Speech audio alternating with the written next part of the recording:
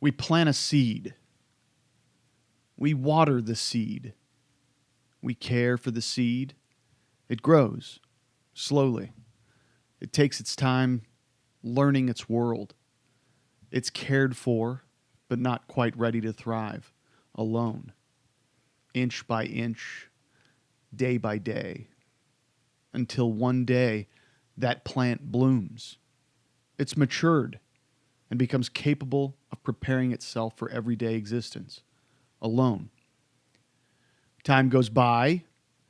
We forget about what we planted. We left it to destroy itself. It's ready for its last breath. And by the time we take notice, it's too late. Unity destroys division. Empathy fuels connection. And our humanity should trump all. We are all seeds, and the only way we grow is if it's together. Together, together, together, we grow. This is the Dan and Kody podcast. This is it. Right here, Kody. You put on those headphones and you go to work. Why are you yelling? This is where our message is heard. It's time to get hype. Say it with me. What are we saying? Dan and Kody. Dan and Kody. Dan and Kody. Meets Dan and Kody podcast. Dan and Kody podcast. Dan and Kody podcast. Get some. Dan and Kody podcast. Hey, we're all seeds and we're all jorts. We're all seeds and we're all jorts. I didn't come in hot with funny.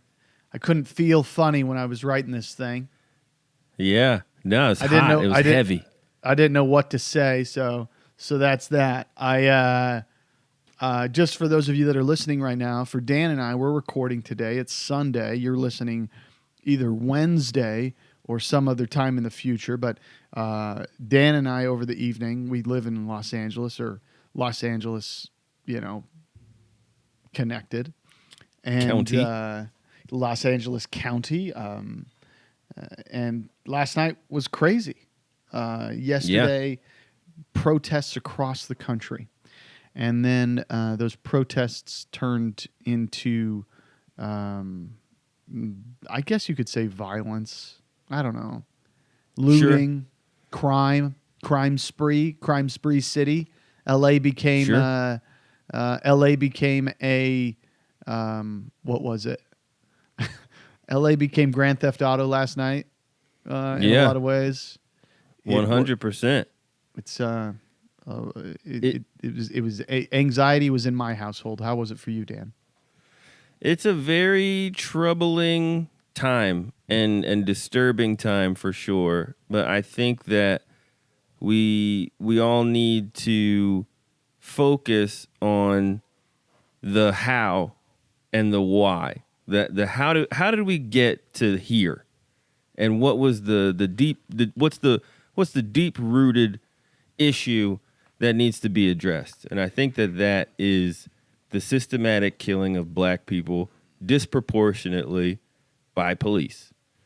And of course, we're talking about George Floyd's murder that was captured on video for 9 minutes plus. And that's and then with a peaceful protest, there comes with that people who see that opportunity and latch on for not the original reasons of the protest itself. And that's where we have a big problem, you know? I don't know how to fix it. I don't know the answers at all. Well, I mean, I don't know the answers, but systemic racism is a problem, and we don't know it. And for those of you, for those of my fellow white people, I would say that there's a great book called White Fragility, which is a great kind of example how you can actually understand your what's the word? Your impact? No, not your impact, but your white shit, I forgot the word. Entitlement, like the reality that you're white, and because you're white, you have the luxury of not even realizing the power that comes behind that. But systemically, the power of whiteness, like George Floyd, is a much deeper problem than just black men, the black community being, treated murdered unfairly by police officers. Yeah, it's a much deeper problem than that, and I think it all stems from it needs to be a big change. Yeah, it's like misinformation about black people in general, and then lifelong opinions and being taught that black people are scary, or having bad experiences, and judging and making judgments based on those few bad experiences. I think they all contribute to Derek Chauvin, the cops' perception of black people in general.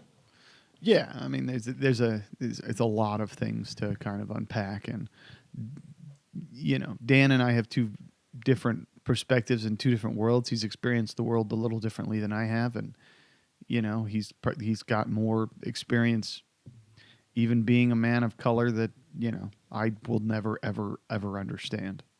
But it's tricky for me though. Like I like to identify as a white man and a black man. I think it's only fair to honor my mother and my father, and even in my experience, I like check myself against privileges that I've received over the years by having a white mother in my corner, and by not being as dark, or so I'm self-critical in that sense. And then I also have a personal interest in the advancement of black people, and the fairness in how we are treated and seen in the eyes of our communities. So it's Right. like it's an internal sort of battle.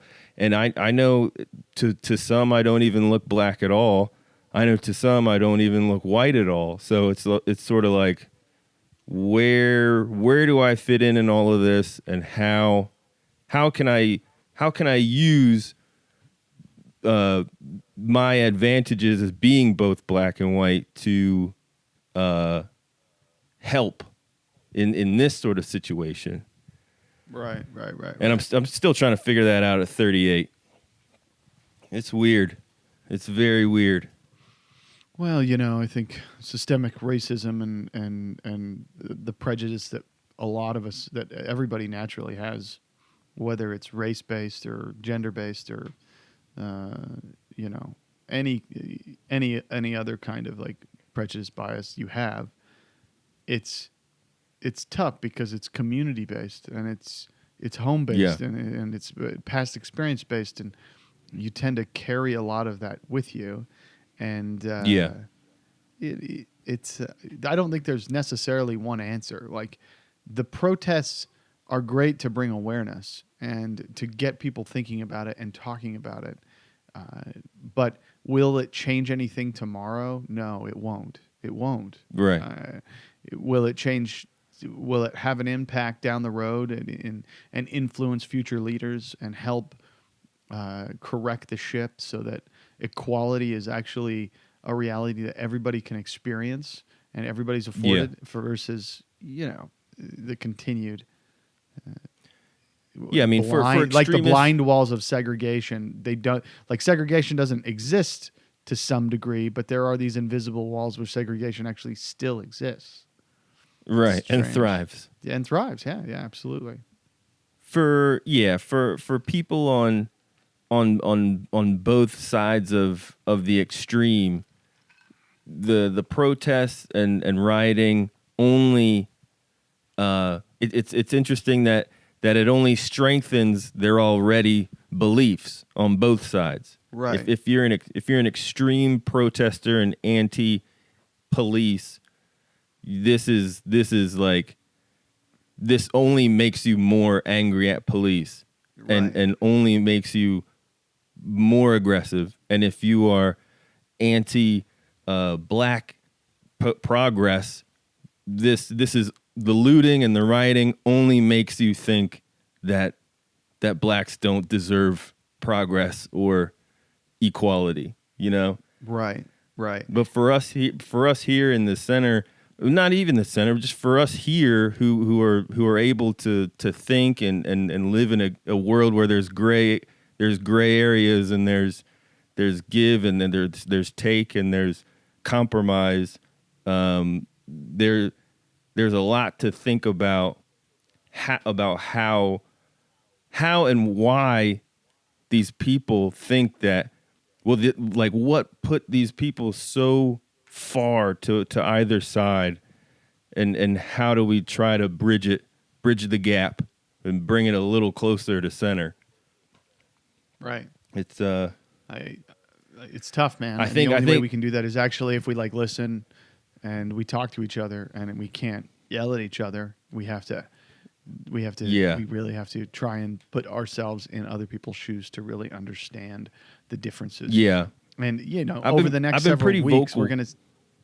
Yeah, you have. Oh, sorry. Very much so. No, you're I've good. been Keep pretty going. vocal, but like I don't want to just delete people who disagree with me off of Facebook and whatnot, because I feel like then they never even have a chance of reading another opinion, and I feel like that hurts even more. That's more of a bad thing.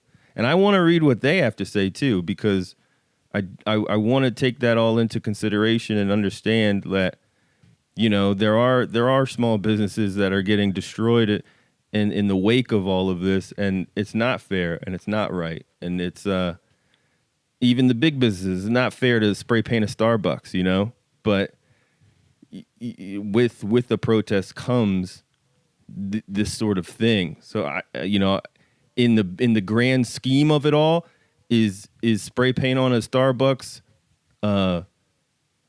if that makes systematic killing of black people go away, then I would spray paint every Starbucks, but I don't know that is a good thing to do, Yeah, I don't. It's hard for me to. It's hard for me to chime in and not feel like I'm like saying something based off of my white privilege with that. I mean, I can't. Yeah. I personally don't believe that violence is the answer to anything. Destruction or destroying property. Oddly, I feel like if you see somebody destroying something, whether they're black or white or any race, in the end, you just see the destroyed property. I don't necessarily know if I look at that Starbucks and it's destroyed and I think, well, we should help the black community, or we should really look at the way we're doing things. I don't know if that changes it. Protest and bringing attention to particular rights of certain groups and individuals is important, and I think having the ability to protest is really, really important, because when you have a lot of people and you get a lot of people protesting, it makes it a topic of conversation, and that topic of conversation is what you need to be able to change anything. Yeah, That's it's the sort of importance chicken of and the egg protesting. too. Violence and crime does nothing. Violence and crime does if anything, it instills fear. And if anything, those people that are in power, at that point, you're giving them the ability to tighten their grip. Sure. Right? Don't you? Yeah. I mean, it's like, there's a chicken and the egg thing too, where I'm sure people feel like, well, if we don't flip over a car and light it on fire, no one is gonna see this, because a peaceful protest isn't that sexy on the news. It's a blip. What happened today? Oh, well, there was a march. Did anything happen? No, they were holding signs and walking down the street. Okay. In the name of what? Systematic I don't know if I agree killing with of black that. people. Well, no, I'm saying I don't know if I agree with like that. That I don't know. I don't agree with that stance because look at the women's march that took place right after Trump was elected.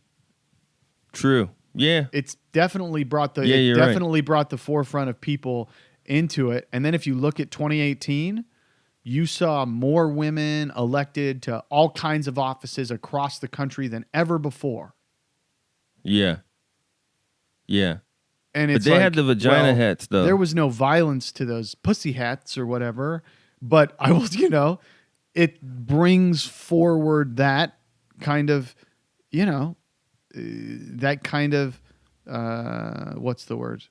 That kind of bias. It brings it to the forefront. You're able to talk about it. I was having an interesting conversation with a friend, and she was talking about, and she's in Idaho, and she's talking about separating women's rights. Like she's like, I don't want to get anything just because I have a vagina.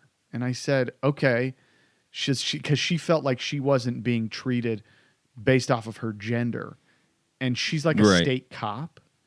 And I'm like, in my mind, I'm thinking, how many women are actual leaders in Idaho's state police department? Because that alone will tell you if gender isn't actually taken into account.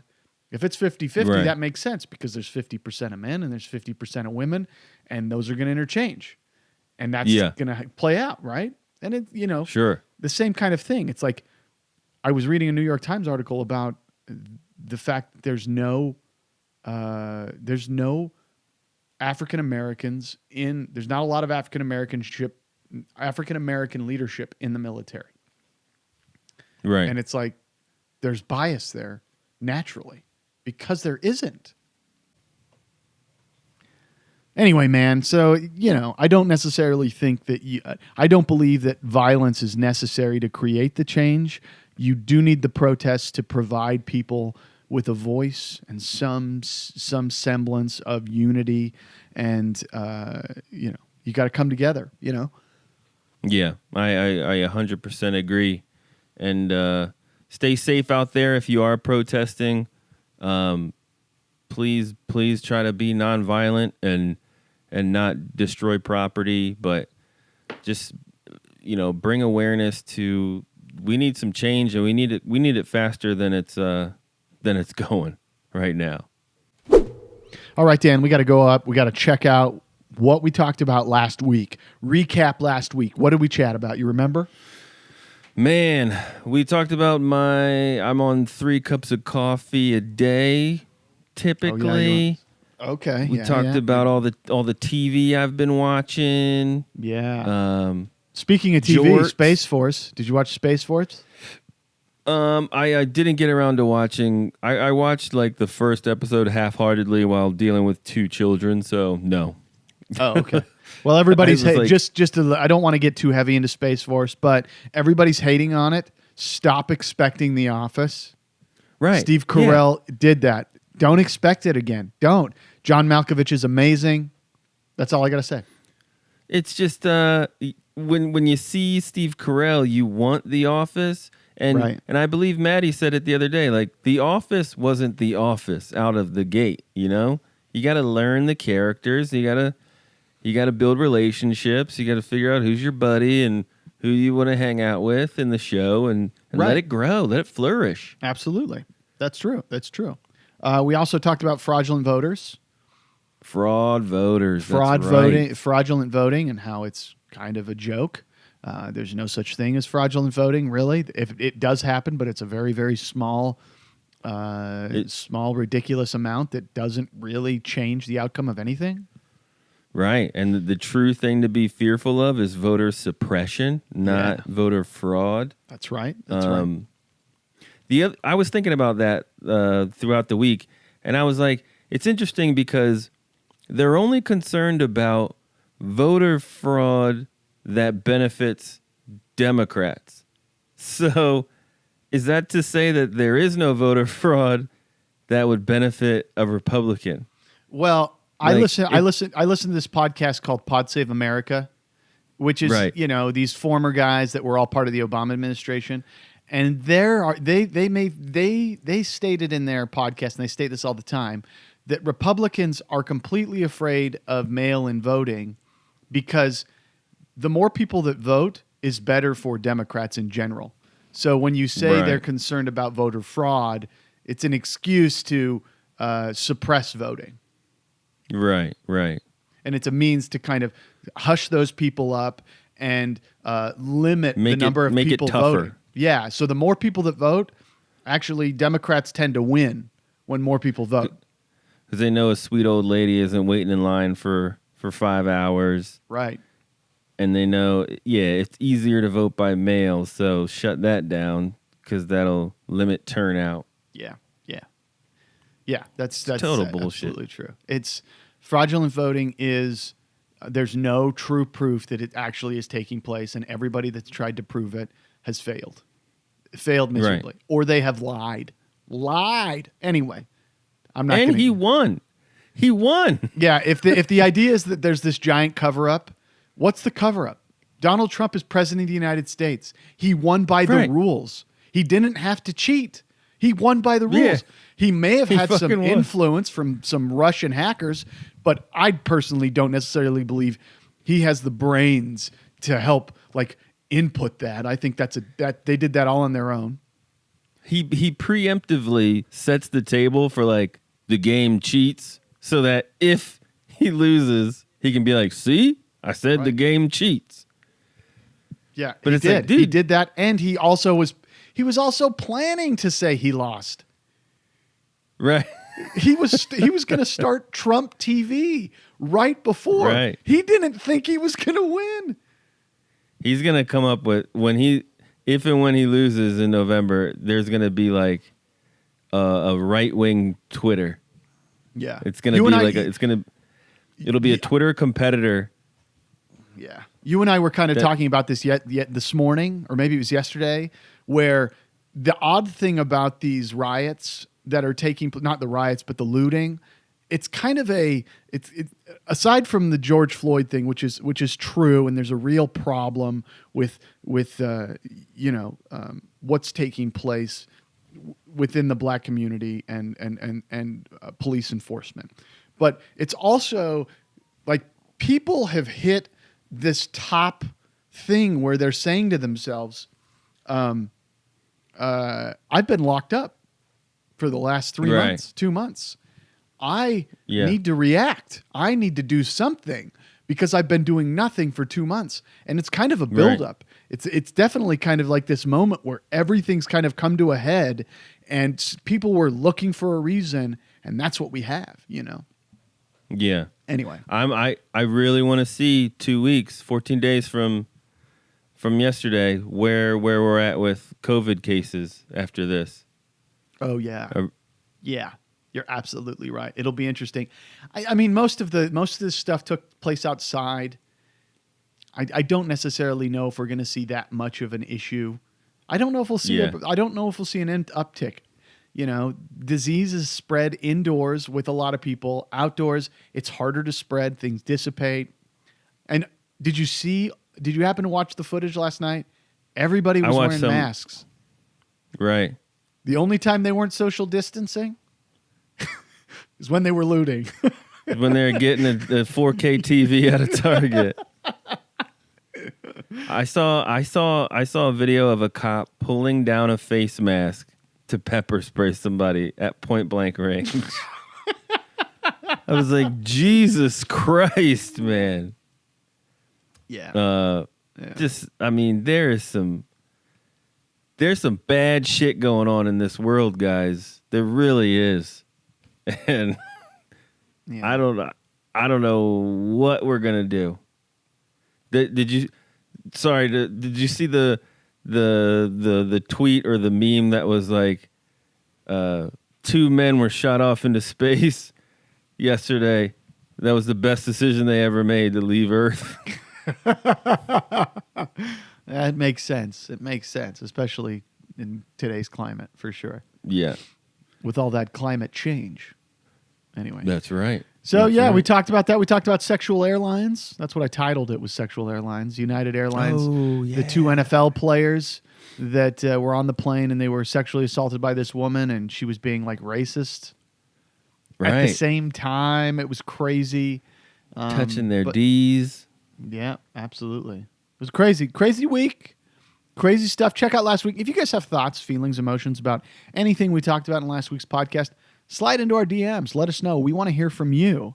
And we want to hear what you think or feel about things. Anyway, and we'll bring them up on the podcast, right? One last thing. People were upset with your enunciation of ramen noodles. Well, Would you there's care- ramen. would you care to elaborate? No, I don't. I will not apologize for my my my local twang, if you will. The way I speak is the way I speak. I won't apologize for who I am. That's a part of who I am, and I can change and I can be better. But this doesn't benefit or help anybody if I change the way I say the word. You're sticking with ramen noodles. Ramen noodles, baby. Ramming them down my throat. Ramming them in my mouth. Ramen noodles. Ramming those ramens. It's interesting because I am more defiant when it's the person that has a problem with it that ends up having a problem with it. So for all of those people who are wondering who that is, it's you, Scarlett. You. Oh, Scarlett. I'm calling you who out, also has Scarlett. a problem with Cody's cat infuriation. Yeah, cats are terrible. Anyway, we won't go into that. But that was last week's podcast. Tell us your thoughts, feelings, and we'll bring them up on the podcast. All right, Dan, what do you got for me, man? Well, Or do you want me to bring something to you? I got you. I got you on something. I wanted to Okay, gauge. you got me. Okay. I want to gauge your interest on just subscription services in general. Which ones do you have? Which ones Oh, this is do you interesting. want? Right. Are you done? Are you willing to get more? And what do you Right. think the future of all of this is? How many can we manage? With HBO Max coming out, Right. I want to gauge your interest there.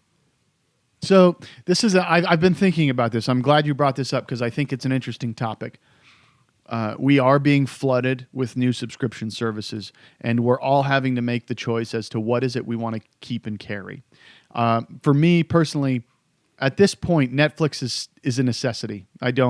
And Netflix is a necessity because they spend the most on original programming over all of them. Yeah. So yeah, Netflix, I agree that I Netflix think, is spends like a must-have. Yeah, and they spend, I think it's like $30 billion or something annually, $15 billion annually. To give you a comparison, Disney said that they were going to spend $3 billion their first year with Disney Plus on original programming. And if anybody's like me, you know that there's nothing for original programming aside The Mandalorian and the show The Prop Culture on there to even care about watching at this point. Watch Prop Culture. Prop Culture, obviously, the greatest show on Disney Plus. Check it out. It's original programming. Yeah. But aside from that, there's not really any original programming. And Disney Plus is great to get the goods. I have Disney Plus. I paid for it for a year. I figured I'd give it a shot. So am I going to re-up it? I'll re-up it when The Mandalorian Season 2 finishes. When they release it all. And then I'll watch it all. And then I'll watch that in a day and I'll pay for it for a month. I think we'll start to see that. People are going to move between all of them. I'm interested in HBO Max. I hear they've got a great catalog of movies, especially older movies. But if they don't have a lot of new original programming, and I'm not talking reality stuff, I want scripted programming, you know? Right. So there's that. And then is there anything else? We have Hulu, but that comes with Sprint. There's Hulu, there's Amazon, there's Quibi, there is I'm sure I'm missing some. Yeah, there's Pluto TV. We've got, that's free. Sure. I mean, we've got Amazon because we have Amazon subscription. We've got Hulu because Sprint gives it to us. We've got Disney Plus for a year. We have Netflix, which is always happening. We're stealing Madeline's dad's HBO Go. Right. I'm stealing my dad's. And then what else are we using any other subscription services? What? Oh, we have CBS. Oh yeah, CBS. Right. But Which we got I'm now stealing CBS from you. Which you are now stealing from us, which we probably won't keep very long. Because I like Star Trek, and they have all the Treks on there, and that's pretty much the principal reason why we have it. So shout out to Joe Merle over at those movie guys. This man, he games it. He games the system in the sense where he will like subscribe, binge what he wants from that, and then cut it off. Yeah. And then he'll do that. He'll bounce around to the other subscription services. I'm just too lazy to do it. Well, I do. If the show's worth it, you'll do it. Yeah, I do Netflix, Hulu, Amazon, and I steal HBO and I steal CBS. And with HBO Max, I mean, it's $14 a month after a 7-day free trial, and they say they're going to have original programming, but I mean the shows and movies that are there, I mean, I feel like a lot of people already have them, watched them, or don't really care, you know? I think HBO Max will, because here's Quibi is an interesting thing. They tried. They have a lot of their own content. It's all their own content, but they're meant for your phone so that you can watch them in landscape and you can watch them horizontally. And those are just 10-minute things. And they're not. I don't think it's doing very well, but we'll see what happens in the long run. But we also have Peacock, which is coming out in, I think, a month. Is that NBC? Yeah, that's NBC Universal's programming. So you'll end up getting, all Universal movies, which actually their catalog's pretty deep and they've got some interesting things. But in regards to, for me, it's about original programming. I don't cool. I don't really care about a lot of the older programs. They're going to take The Office away and it'll go to Peacock next year. And that'll be kind of sucky, right? Yeah. I think this brings us all back to owning physical copies of media. So we don't have to play this game. I have The Office. I have King of Queens. I have a ton of movies. You have King of Queens, Dan? King of Queens. Dude, don't you dare talk shit on King of Queens. All right, Kevin James. That show is phenomenal. Terrible. I'm sorry, what was that? It's 9 seasons of amazing. Okay, Jerry man, well, Stiller dazzles. Kevin James is hilarious. Leah Remini is a spark plug. King of Queens is amazing. But I don't want to play this game where now it's over here. Now it's over there. Now that movie is only over here. No. I'm buying the copy and I'm going to have it at the house. Yeah. We'll see these worlds really speed up. Things will start heating up. People will be battling over some of these guys are going to fall out. They're not all going to survive. Disney will survive because it's Disney. I'm really interested to see what happens with Warner Brothers in general. Yeah. Warner Brothers is HBO Max, and they have a lot of programming. They have they own DC.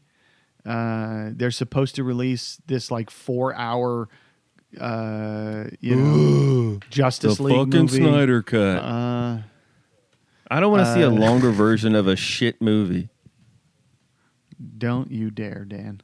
Don't you dare. I want to see it. I want to see the movie 4 that hours everybody of was garbage? supposed to see. No, I want to see what I was supposed to see, not a movie that was basically respliced with a completely different director who has a completely different aesthetic and a completely different view of what the DC world looks like. Let me see what it was supposed to be. That's my opinion. But life goes on. And people start cutting things down and making their choices. I think Netflix, they're being forced to build a lot of original programming because all of the stuff that they're paying for to have on their website is going to be taken away in the next 2 to 3 years. And it's the only thing you're going to sign up for with Netflix is their original programming. So there's a lot happening, people. Get in the now. I sent you a Fox News link, Dan. I want you to click on this. So you're a Columbia, Maryland guy. Yes, sir. There's this guy that owns this house outside of DC in Maryland. And in the basement of the house is a small winter city. That's fucking amazing. It's basically, he's taken his basement and he's turned his basement into a Christmas village. And that's gorgeous. He transformed and it's gorgeous. Their 1,200 square foot lower level into what looks like the main street of a quaint winter wonderland. So it looks like a big version of what you see in like train sets. I mean, I had no intention of ever wanting this for myself, but now it's what I'll live for. It's what I will. He has a city in his basement. Like, imagine that. Imagine how easy quarantining would be in there. Yeah, he could go to another town when he doesn't want to be in the real world. This is so crazy. He has 15 storefront facades, including a post office, a massage parlor, a sporting goods store, and a cozy-looking inn kitted out with a working bathroom.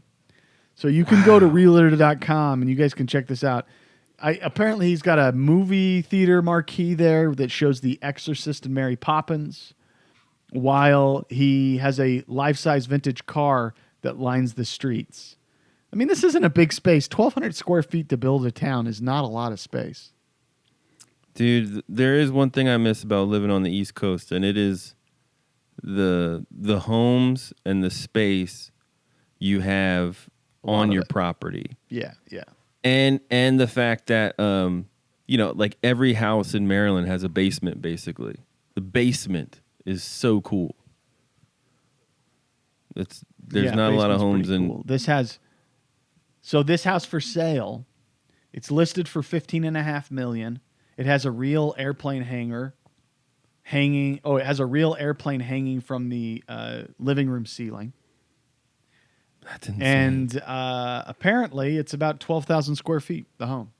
And only 1,200 of that's the basement. It's beautiful. I guess the question is, if you could do something to a basement that you had, what would you recreate? What world would you recreate, Dan? I would recreate like a Funko version of like Vegas. Or like cool. Hawaii. That'd be kind of cool. That's a cool idea. Yeah. I think that would be fun. It'd just be like all my Funkos down there, like a Funko movie theater. Right. Like that sort of. That's amazing. It'd be like a big kids like Playland Funko verse. Right.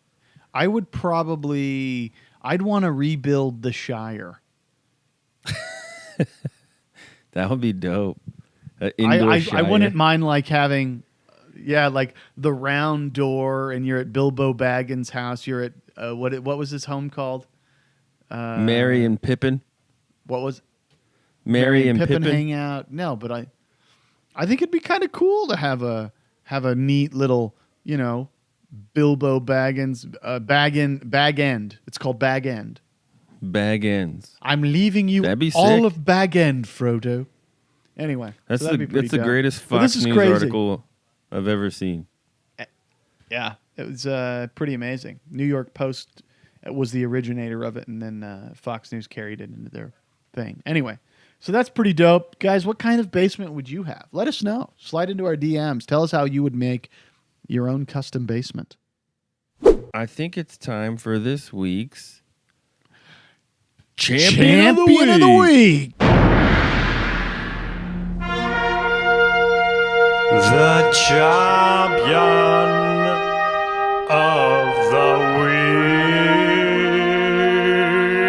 Yeah.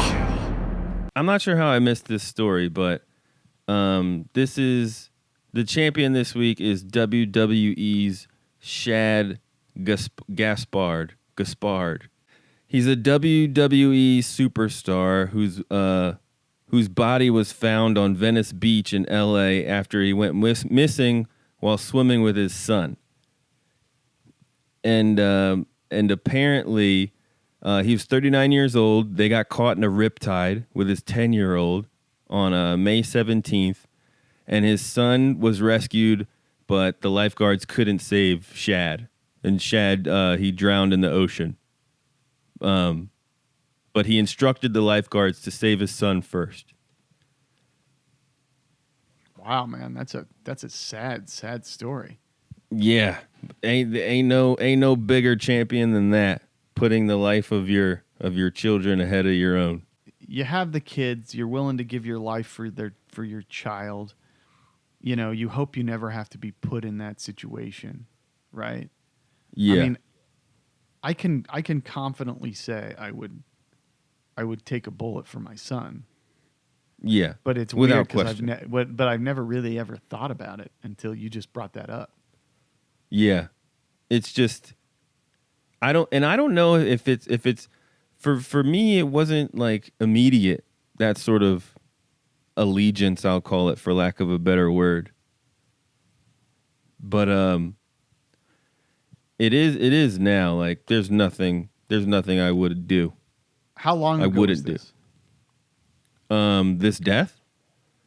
Yeah, when did you do this? The article came out May 21st on a BBC News. Oh, so it was recent. It would have been interesting to see what the son had to say. I mean, I thought it was like one of those things where time passed and then the son was like interviewed about it or something, but yeah. Yeah, I mean, I don't know much about riptides either. That's just like a insane current that pulls you in. Right. You're absolutely right. You can't, like rip current, you have to like swim to the side. You have to swim differently. Like rip currents are weird because it'll pull you, but there's a way you can swim in a rip current that you can get away. It's just you can't swim against the rip current. You can't swim away from it. You have to swim like with it or something like that. There's a means where it's pulls you. It's pulling you, so you have to kind of like go wherever it is, and then sooner or later you'll get out of the rip current.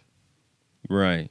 But in fighting it, you struggle, and then you just get tired, I guess. It's quicksand. Yeah, exactly. You just wear yourself out to the point where you're not going to beat out Mother Nature at that point. Jeez. But I mean, the article goes in and it just covers like all of the outpouring of support and love for this pro wrestler, from like Dwayne Johnson and Triple H and Batista, just saying how awesome of a guy he is. But I mean, man, that kind of courage and unconditional love is in those kind of moments is like, that is champion for show. Right. Painful. Ugh. Painful, man. Yeah. And that's this week's Champion of the Week. Champion of the Week. Well, Dan, we're about an hour into this thing. You have any other thoughts or feelings before we get into it? Do you want me to bring up this last topic? It's kind of weird. Yeah, go for it, man. Last one. So this is a little strange, kind of odd. Go ahead and click on that link I sent you. So there was this artist. His name was Thomas Eakins, and he did a lot of art around basically doctors, like surgeries. And he did this really interesting painting of a surgeon. And what they used to do is they used to do like communal explanatory surgery. So they'd have the doctor with the patient in the middle of a room, and then it'd be like a college room where everybody's sitting up above them, like stadium seating, watching them do it while he's explaining what's happening.